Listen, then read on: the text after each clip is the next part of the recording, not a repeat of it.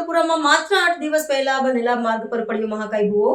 પાલિકાની કામગીરી સામે ઉઠ્યા સવાલો. વડોદરાના મકરપુરામાં વડોદરા મહાનગરપાલિકાની નબળી કામગીરી વધુ એક વખત છતી થઈ છે. શહેરના મકરપુરા રાજ્ય પરિવહન બસ મથકની બરાબર સામે માત્ર 8 દિવસ પહેલા જ નવનિર્મિત માર્ગ પણ એક મહાકાય ભૂવો પડવાની ઘટના સામે આવી છે. પ્રાપ્ત માહિતી અનુસાર આ સ્થળે અગાઉ એક કૂવો આવેલો હતો, જેને પૂરીને પાલિકા દ્વારા તાજેતરમાં જ ડામરનો માર્ગ બનાવવામાં આવ્યો હતો. પરંતુ માત્ર એક સપ્તાહના ટૂંકા ગાળામાં જ આખો માર્ગ બેસી જતા વહીવટી તંત્રની કાર્યક્ષમતા પર ગંભીર પ્રશ્નાર્થ ઊભો થયો છે. આ દુર્ઘટના પાછળનું મુખ્ય કારણ કૂવાનું અયોગ્ય અને નબળું પુરાણ હોવાનું પ્રાથમિક દ્રષ્ટિએ જણાઈ રહ્યું છે.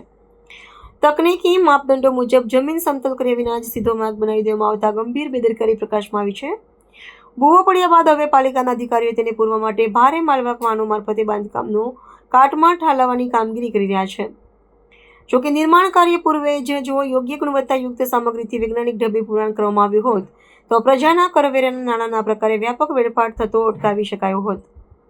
આ ઘટનાને પગલે સ્થાનિક નાગરિકો અને વાહન ચાલકોમાં ભારે રોષ ભભૂકી ઉઠ્યો છે. લોકોનો સીધો આક્ષેપ છે કે પાલિકાના ભ્રષ્ટ અધિકારીઓ અને ઇજારદારની મિલીભગતના કારણે આ પ્રકારની હલકી કક્ષાની કામગીરી કરવામાં આવે છે, જેનો ભોગ સામાન્ય જનતાને બનવું પડે છે. સ્થાનિકોએ ઉગ્ર માંગ કરી છે કે પ્રજાના પરસેવાની કમાણીના નાણાંનો દુરુપયોગ કરનાર જવાબદાર અધિકારીઓ અને સંબંધિત ઇજારદાર સામે કડક શિક્ષાત્મક કાર્યવાહી કરવામાં આવે અને ભવિષ્યમાં જાહેર બાંધકામોમાં સંપૂર્ણ પારદર્શિતા સુનિશ્ચિત કરવામાં આવે.